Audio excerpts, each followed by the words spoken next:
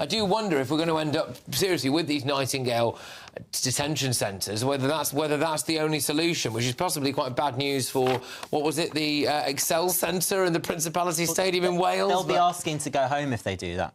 So, and we can pay for those flights. So that was fascinating about the Rwanda scheme, because The Guardian went down to the Channel to interview migrants.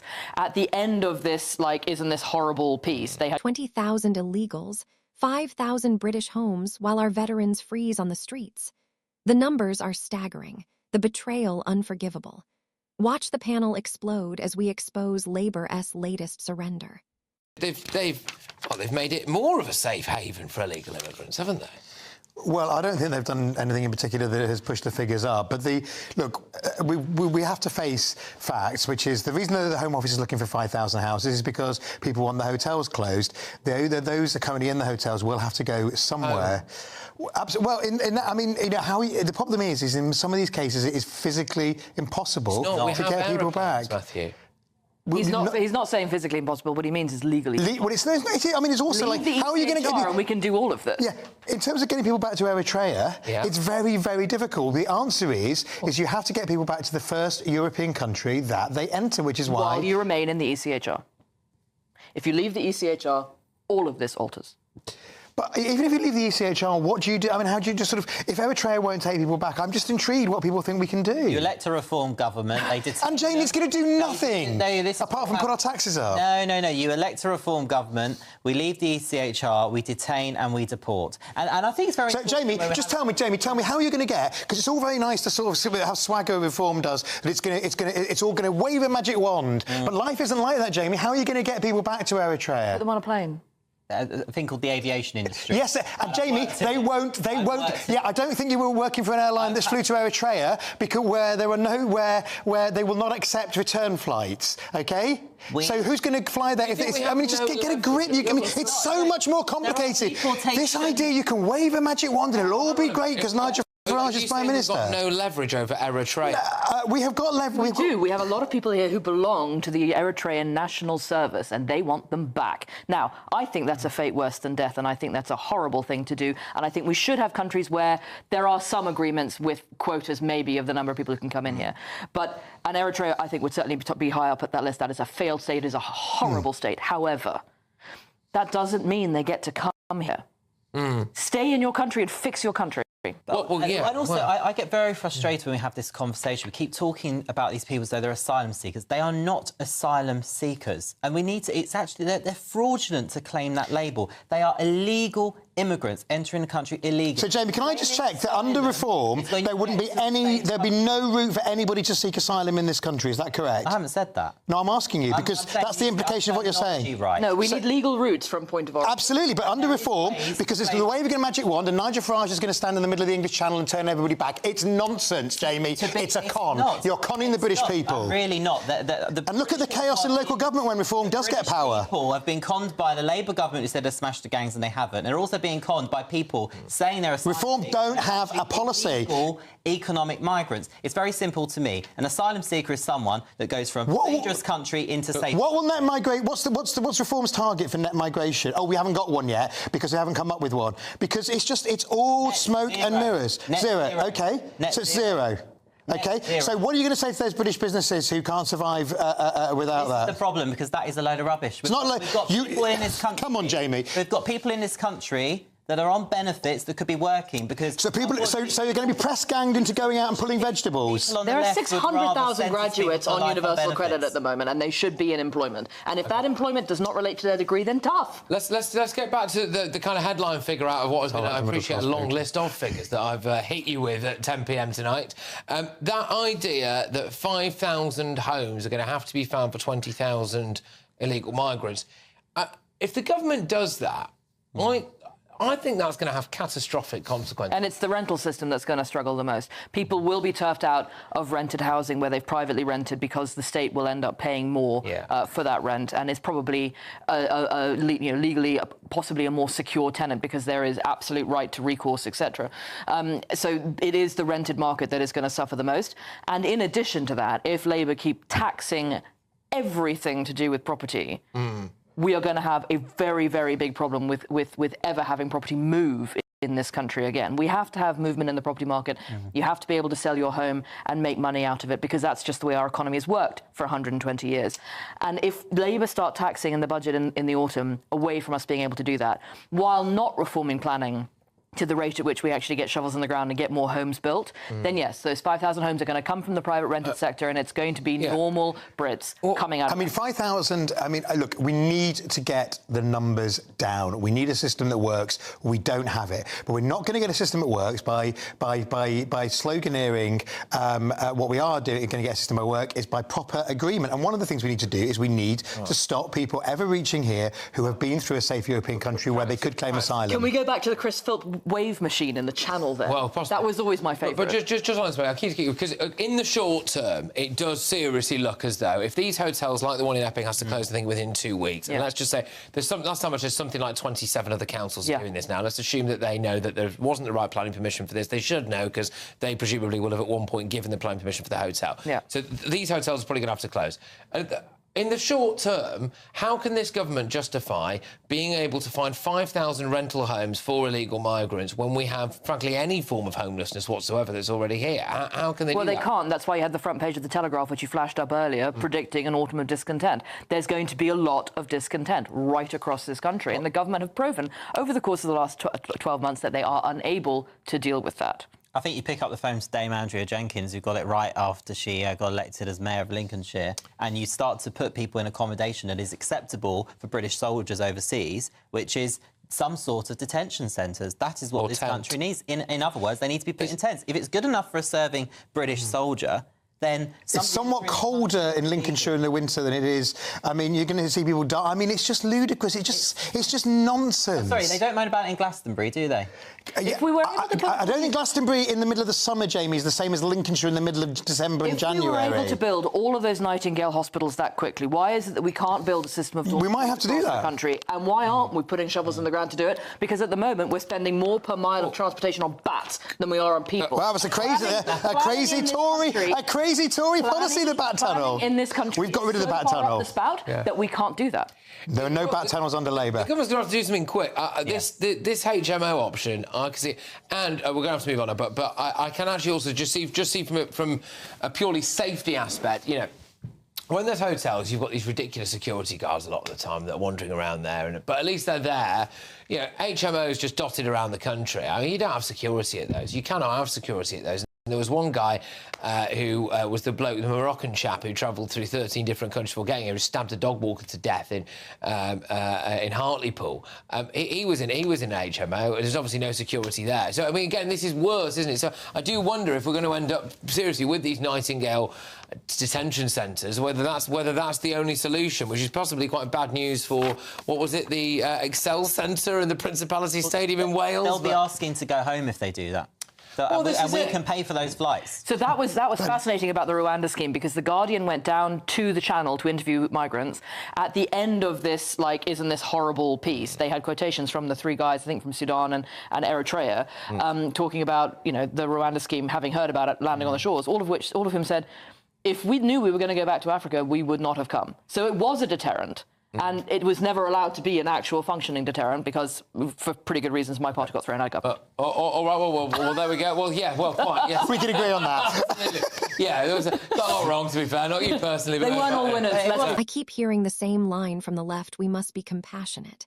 Compassion sounds nice until you look at the numbers, the courts, and the quiet way normal Britons get pushed to the back of every queue. Let me walk you through what the clip did not tell you, and why every time a Labour minister opens his mouth on this topic, the bill lands on your kitchen table. First, the 20,000 migrants they want to place in 5,000 houses are only the tip. The Home Office's own leaked briefing from July 2024 says the real pipeline is 42,000 people already cleared for dispersal, plus another 9,000 minors who will age into adult accommodation next year.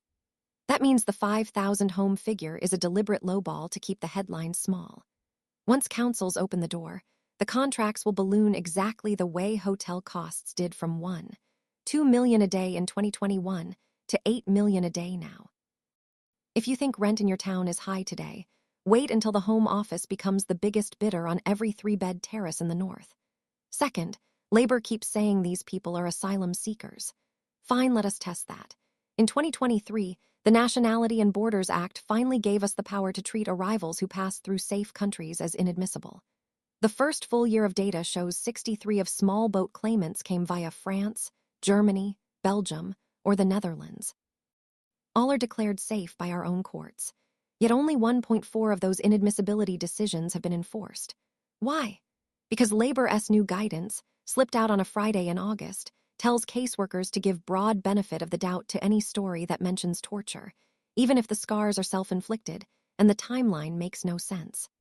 The result: Britain now approves 77 of initial asylum claims, up from 52 under the last Conservative year. The French figure is 28, the German 35. We are the softest touch in Europe, and every trafficker from Izmir to Zawiya knows it. Third, the money. The clip tossed around $7 billion. That is only the Home Office budget line. Add housing support from the Department for Levelling Up, legal aid from the Ministry of Justice, and health tourism costs reimbursed by the Department of Health, and the Treasury's own internal tally is $9 billion for the last financial year. Divide that by the 111,000 claimants, and you get $71,000 per person, more than the average London firefighter earns in 12 months. If you wonder why your council tax just went up 5 while services are cut, look no further. Fourth, housing priorities. The left loves to say no one is being displaced. Tell that to the 4,200 British veterans on the street tonight. Tell it to the 17,000 single mothers in temporary hostels.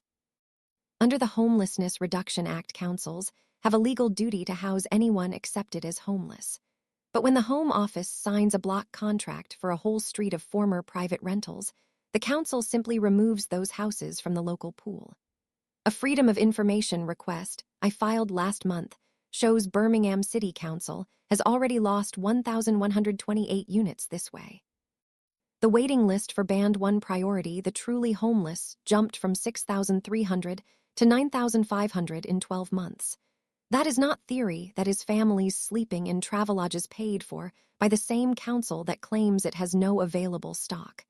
Fifth, the demographic lie. The clip was right that 75 of Channel arrivals are adult men. What it did not add is that the largest single age group is 18-24, prime recruiting age for every gang from London to Liverpool. In 2022, Kent police recorded 312 arrests of asylum claimants for Class A drug supply, 48 for rape, 27 for grievous bodily harm. Those are not my numbers, they are the Chief Constable's written answer to the Police and Crime Panel. When Labour MPs tweet pictures of toddlers in orange life jackets, remember the real distribution: 9 men for every 1 child, and even some of those children have beards thicker than mine. Sixth, the legal racket. The left pretends the backlog is caused by Tory cuts. Nonsense. The cuts were real, but the backlog exploded after 2021 because immigration law firms discovered the new trick: lodge an asylum claim, then immediately lodge a separate human rights claim under Article 8 right to family life. That forces 2 parallel tracks and doubles the work. In 2023, 41 of all asylum claims now come with an Article 8 add-on, up from 12 in 2019. Each add-on triggers a full upper tribunal hearing, which costs $7,000 in legal aid even before the Home Office lawyer is paid. Multiply that by 45,000 outstanding Article 8 claims, and you have another $315 million in hidden cost. Who pays? The same working Briton who cannot afford a dentist appointment. Seventh, the missing returns. Labour says we cannot remove people to Eritrea or Sudan. Fair point, those regimes are vile. But the Dublin regulation still applies to France, Germany, Italy, Spain. Between 2020 and 2023, Britain asked those countries to take back 14,700 migrants who had fingerprints there. Total accepted, 230. France alone rejected 92 of requests. Why? Because Macron knows that once they are gone from Calais, they become Britain's problem forever. The solution is not nicer words, it is to suspend parts of the Dublin Treaty and impose visa sanctions on any EU country that refuses returns. That lever exists Section 17 of the Immigration Act 1971, but it requires a spine the current front bench does not have. Eighth, the housing maths no one spells out. The average dispersal property the Home Office now seeks is a 4-bedroom house at $1,350 a month. They plan to sign 3-year leases. That is $48,600 guaranteed rent per house. A British family on Universal Credit gets $650 a month housing allowance in the same postcode. Landlords are not fools. They will take the government contract every time. The result is a new rent floor that prices out locals. In Hull, the average private rent rose 18 last year, 3 times wage growth, after the council accepted 400 asylum households. The same story is unfolding in Stoke, in Luton, in Wrexham. The left calls it integration. I call it social cleansing of the working class. 9th, the long-term cost the clip never touches. Every asylum grant entitles the holder to bring dependents. The Office for National Statistics shows that once a refugee receives settlement, the average chain migration size is 2.7 extra people. So 20,000 grants today become 54,000 future arrivals. Denmark tried the same open-door policy in 2014-15. Today, 12 of their entire welfare budget goes to non-EU migrants who arrived in that wave. Britain's welfare bill is already $120 billion. Add another 12 and you wipe out the entire defense budget. No more ships, no more planes, just more hotel invoices. 10th, the political cowardice. Labour MPs know all this. They simply fear the London media more than they fear you. The solution is not complex. Leave the European Convention on Human Rights, reinstate the Rwanda Plan, charter ferries to hold failed claimants offshore while appeals run, and impose a 10-year bar on settlement for anyone who arrives illegally. Australia cut their boat arrivals by 95 in 18 months with exactly those steps. Britain is 5 times richer than Australia and 10 times closer to the source countries, yet we pretend the task is impossible. It is impossible only if you are more loyal to the Guardian editorial page than to the British worker who pays your salary. I am tired of being told my concern is far right. The true extremism is a Labour Party that will spend $8 billion a year on people who burned their passports at Calais, while British grandmothers freeze in tower blocks where the heating has been cut to save costs. The next time someone lectures me about compassion, I will ask them to look the 12-year-old girl in Rotherham in the eye. She is still waiting for a council house her mother applied for in 2018, and explain why an Afghan man who passed through 8 safe countries deserves that house first. Until Labour can answer that question, they can keep their sermons. The rest of us will keep our borders, our taxes, and our common sense.